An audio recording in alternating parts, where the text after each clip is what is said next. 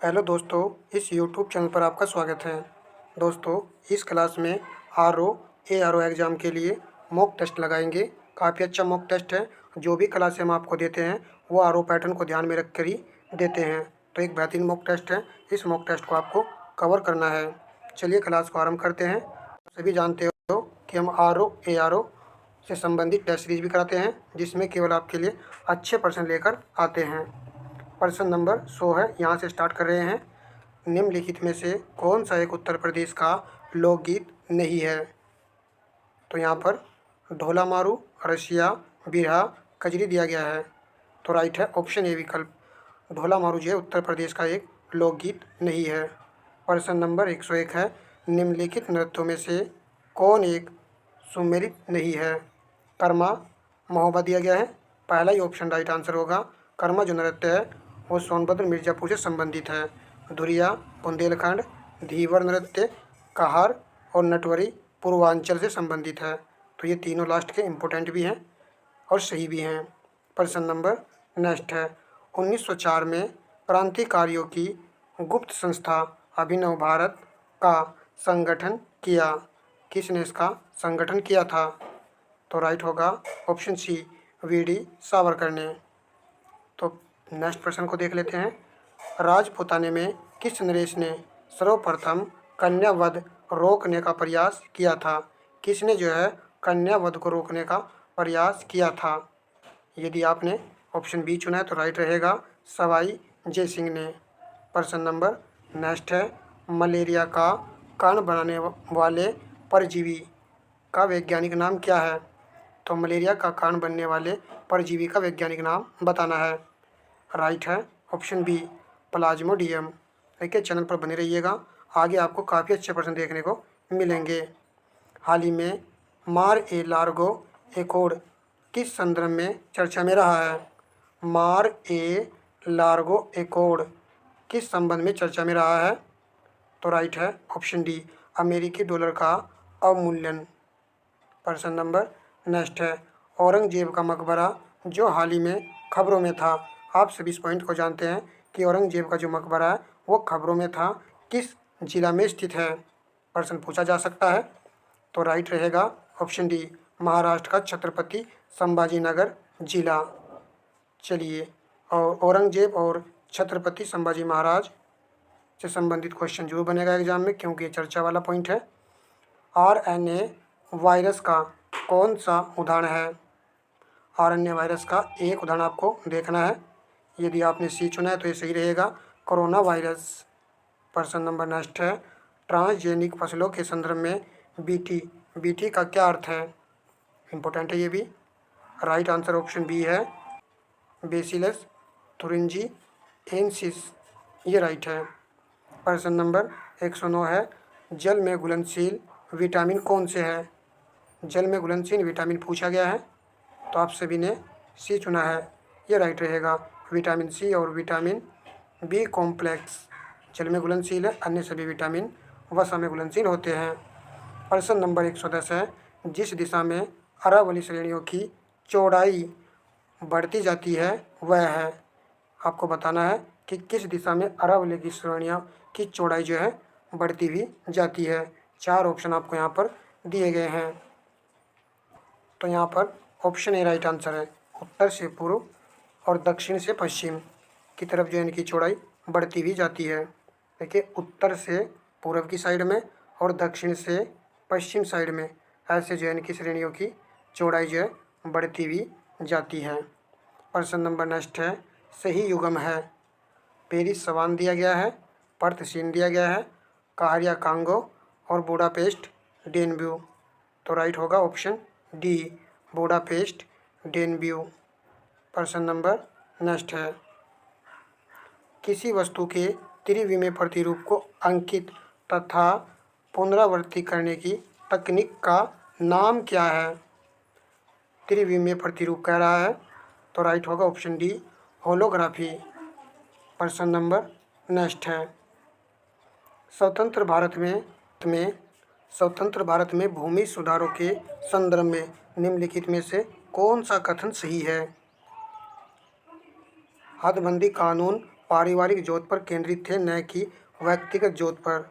भूमि सुधारों का प्रमुख उद्देश्य सभी भूमिहीनों को कृषि भूमि प्रदान करना था। तो ये आपका करेक्ट रहेगा और एक इम्पोर्टेंट क्वेश्चन है ये। स्वतंत्र भारत में भूमि सुधारों के संदर्भ में यही कथन यहाँ पर सही है कि भूमि सुधारों का प्रमुख उद्देश्य सभी भूमिहीनों को कृषि भूमि प्रदान करना था। प्रश्न नंबर नेक्स्ट लगाते हैं।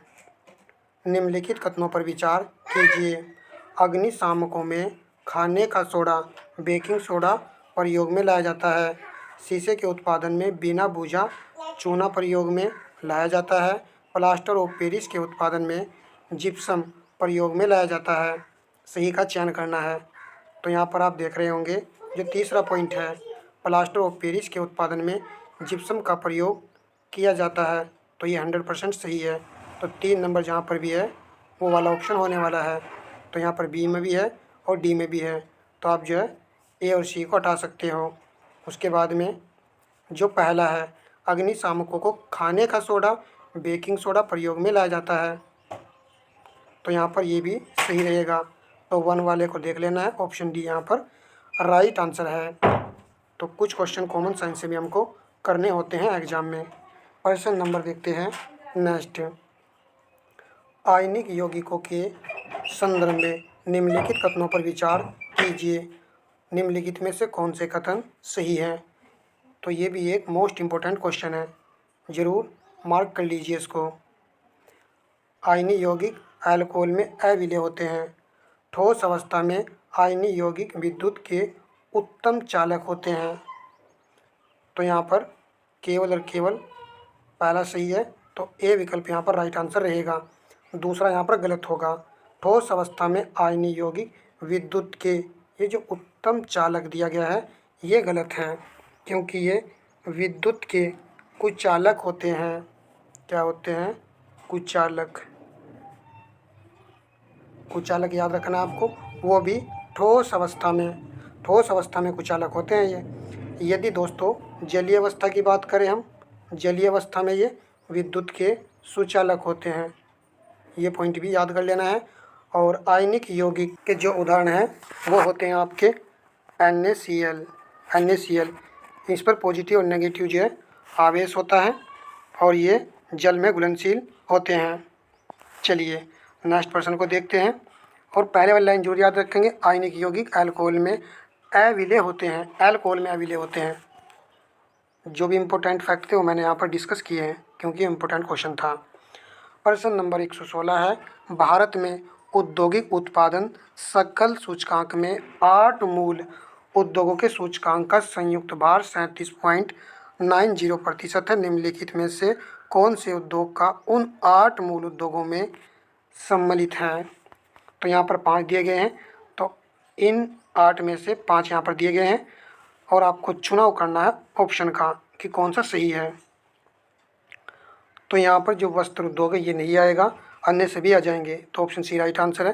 थोड़ा सा डिफ़िकल्ट है, परंतु 5-7% डिफ़िकल्ट एग्जाम में आते ही हैं, इनसे तो घबराना ही नहीं है।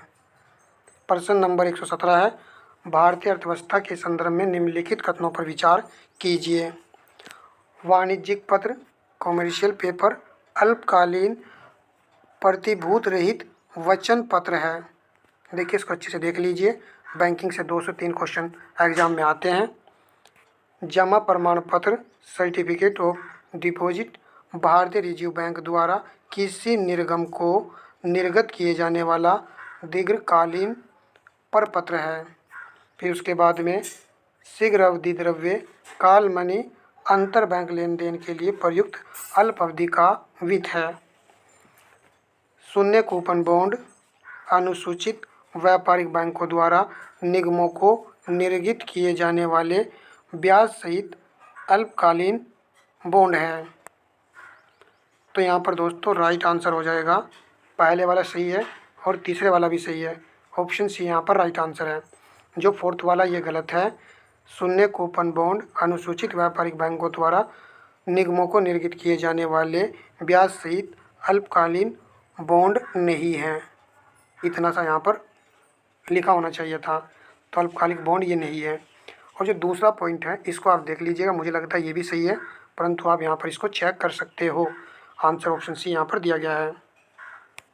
प्रश्न नंबर नेक्स्ट है, यदि आरबीआई प्रसादवादी मौद्रिक नीति का अनुसरण करने का निर्णय लेता है तो वह निम्नलिखित में से क्या नहीं करेगा?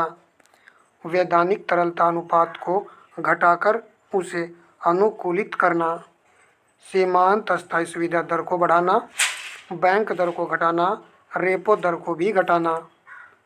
तो आरबीआई प्रसारवादी मौद्रिक नीति का अनुसरण करने का निर्णय लेता है, तो तीसरा तो पॉइंट बिल्कुल सही है 100% कि बैंक दर को घटाना और रेपो दर को भी घटाना ये चलेगा आरबीआई के द्वारा।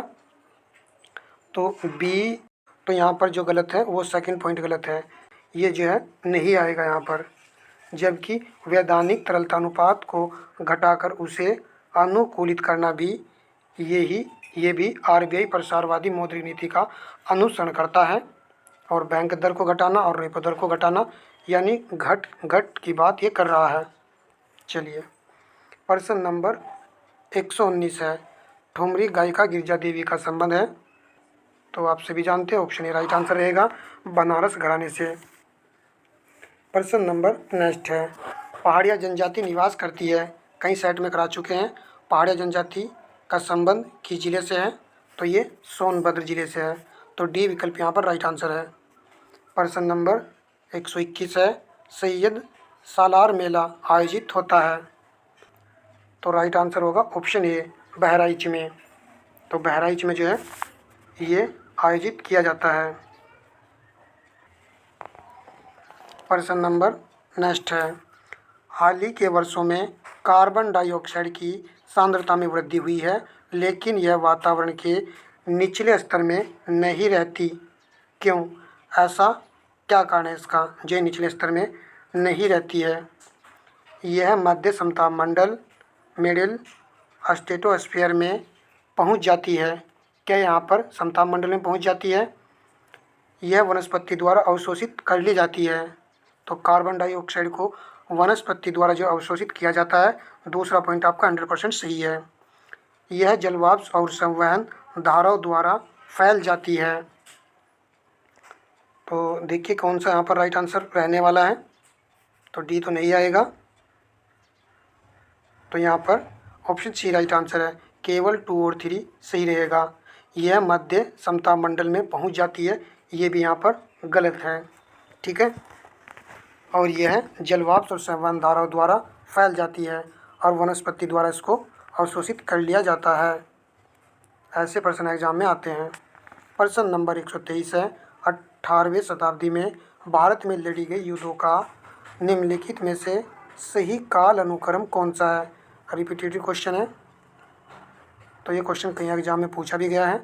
वाड़ीवांस की लड़ाई, बक्सर की लड़ाई, अंबूर की लड़ाई, पलासी की लड़ाई, ये 1760 में, 1764 में, अंबूर 1749 से 54 तक लड़ा गया था और पलासी 1757, तो ये ऑप्शन यहाँ पर गलत हो जाएगा। तो यहाँ पर आते हैं नेक्स्ट ऑप्शन पर, तो अंबूर का युद्ध पहले हुआ था, फिर पलासी का 1757 में हुआ था, वाड़ीवास का 1760 में हुआ था, बक्सर का 1764 में हुआ था। बी विकल्प यहाँ पर सही आंसर है। प्रश्न नंबर आपका 124 है, सुहलवा नरसिम्हा ने प्राचीन राजवंश को समाप्त कर राजवंशी पदवी ग्रहण की। तो सुहलवा नरसिम्हा ने प्राचीन राजवंश को समाप्त कर राजवंशी पदवी ग्रहण की थी, कारण वे राज्य को और अधिक पतन और विघटन से बचाना चाहते थे। क्या ये इसका रीजन है? आपको थोड़ा सा विचार कर लेना है। तो यहाँ पर ये बिल्कुल गलत है रीजन यहाँ पर, और कथन सही है, तो राइट आंसर ऑप्शन सी यहाँ पर दिया गया है। प्रश्न नंबर आपका 125 है, नर्मदा नदी पर सम्राट हर्ष के दक्षिण मार्गी आगमन को रोका, किसने रोका था? पुलिकेशन प्रथम ने, पुलिकेशन द्वितीय ने, विक्रमादित्य प्रथम ने, विक्रमादित्य ने। तो यहाँ पर राइट आंसर है ऑप्शन सी विक्रमादित्य प्रथम ने।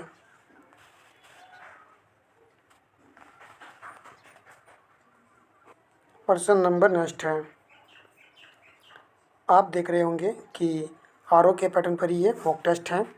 और दोस्तों सभी से रिक्वेस्ट है, आप वीडियो को लाइक कर दीजिए भाई, ठीक है। लाइक करना तो बनता ही है, कर दीजिए भाई। कथन: मुगलों के साम्राज्य के ह्रास के बाद भारत में मराठा सबसे मजबूत मूल शक्ति के रूप में उभरे। मराठों के प्रथम बार अखंड भारतीय राष्ट्र की अवधारणा स्पष्ट की। मोस्ट इम्पोर्टेंट क्वेश्चन है ये। कथन कांड का प्रश्न है, एक बार फिर देख लीजिए। मुगलों के साम्राज्य के ह्रास के पश्चात भारत में मराठा सबसे मजबूत मूल शक्ति के रूप में उभरे। मराठों ने प्रथम बार अखंड भारतीय राष्ट्र की अवधारणा स्पष्ट की। तो यहाँ पर राइट आंसर होगा ऑप्शन बी। देखिए दोनों ही कथन यहाँ पर सही दिए गए हैं। कथन कांड दोनों सही है, परंतु आर ए की सही व्याख्या नहीं करता है। तो मुगलों के पतन के बाद में जो है मराठा सबसे मजबूत मूल शक्ति के रूप में उभरे थे और मराठों ने प्रथम बार अखंड भारतीय राष्ट्र की अवधारणा को स्पष्ट भी किया था। प्रश्न नंबर आपका 127 है। निम्नलिखित कथनों पर विचार कीजिए। निम्नलिखित में से कौन से कथन सही है? हिंदू देवताओं और मुस्लिम संतों की प्रशंसा में गीतों का एक संग्रह किताब ए नोरस है, जिसे इब्राहिम आदिल शाह सेकंड द्वारा लिखा गया है। भारत में कव्वाली से जानी जाने वाले संगीत शैली के प्रारंभिक रूप के आरंभिक कवता अमीर खुसरो थे।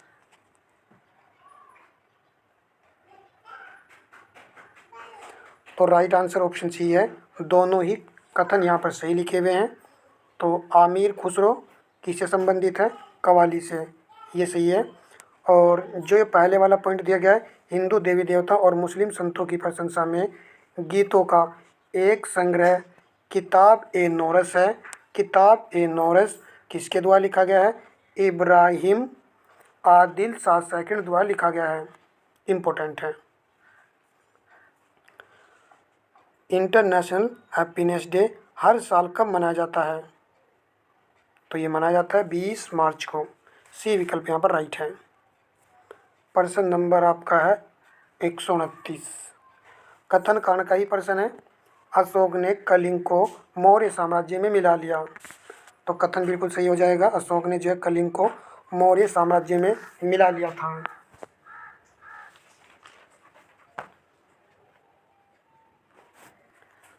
कारण देखिए, कलिंग ने दक्षिण भारत के लिए भूमि और समुद्री मार्गों को नियंत्रित किया।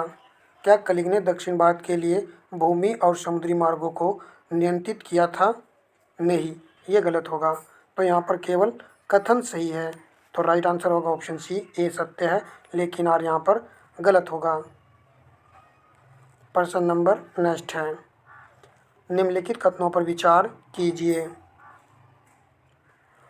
नौ परिवहन और मत्स्य ग्रहण में ज्वार भाटा अत्यंत सहायक होता है। उच्च ज्वार भाटा बड़े जलयानों को बंदरगाह में सुरक्षित रूप से प्रवेश करने या निकालने योग्य बनाता है। उच्च ज्वार भाटा बंदरगाहों में साधन रोकता है। कांडला और डायमंड हार्बर ज्वारीय बंदरगाह है। तो ये सही है, फोर्थ वाला। और फोर्थ सी को हटा सकते हो आप। ऑप्शन डी सभी यहाँ पर सही कथन है। तो इसको दोस्तों याद कर लीजिएगा कि यहाँ पर जो है सभी कथन सही लिखे हुए हैं। थोड़ा सा डिफ़िकल्ट है, परंतु देखिए ऐसा प्रश्न पूछा गया है। नौ परिवहन और मत्स्य ग्रहण में ज्वार भाटा अत्यंत आवश्यक होता है। उच्च ज्वार भाटा बड़े जलयानों को बंदरगाह में सुरक्षित रूप से प्रवेश करने या निकालने योग्य बनाते हैं। और ज्वार भाटा बंदरगाहों में साधन रोकता है। और कांडला और डायमंड हार्बर ज्वारीय बंदरगाह हैं। प्रश्न नंबर 131 है। भारत में रासायनिक उर्वरकों के संदर्भ में निम्नलिखित कथनों पर विचार कीजिए। ये भी एक अच्छा प्रश्न है। वर्तमान में रासायनिक उर्वरकों का खुदरा मूल्य बाजार संचालित और यह सरकार द्वारा नियंत्रित नहीं है। क्या ये सरकार द्वारा नियंत्रित नहीं होता है? ऐसा हो नहीं सकता कि सरकार द्वारा नियंत्रित ना होना चाहिए, वरना गड़बड़ हो जाएगा मामला। तो ए यहाँ पर गलत होगा पहला पॉइंट।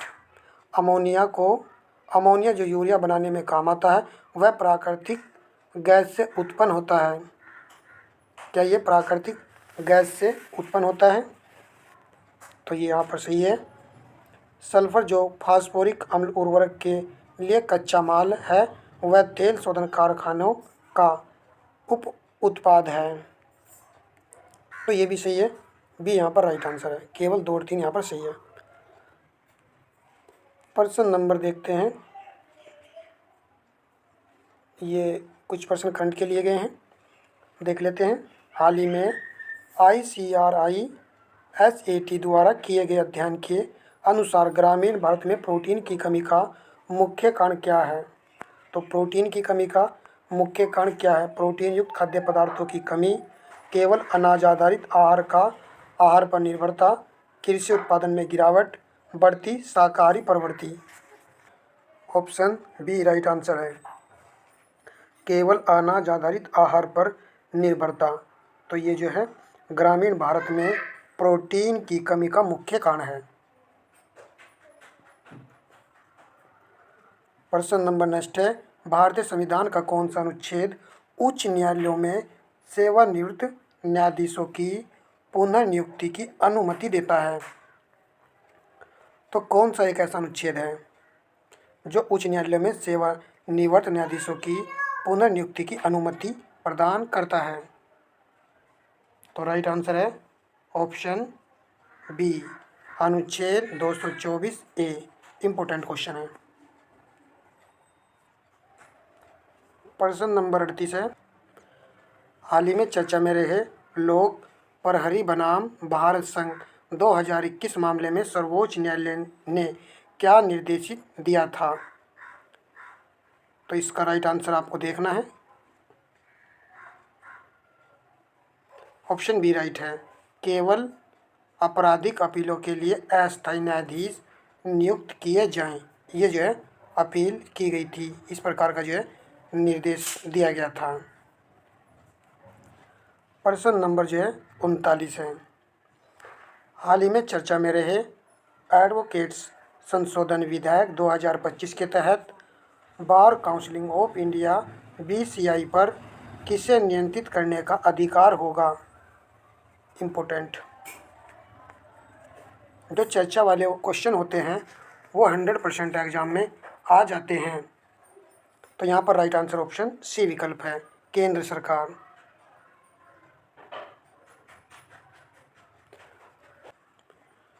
तो इस प्रकार दोस्तों इस क्लास में हमने 37 प्रश्नों को कवर किया है। एक अच्छा मॉक टेस्ट था, इस मॉक टेस्ट को कंप्लीट कराया जाएगा। नेक्स्ट वीडियो में आपको इसका सेशन देखने को मिलेगा। यदि आपको ज़रा भी सेशन अच्छा लगा तो वीडियो को आप लाइक कर सकते हो और अपने दोस्तों में शेयर कर सकते हो। धन्यवाद दोस्तों।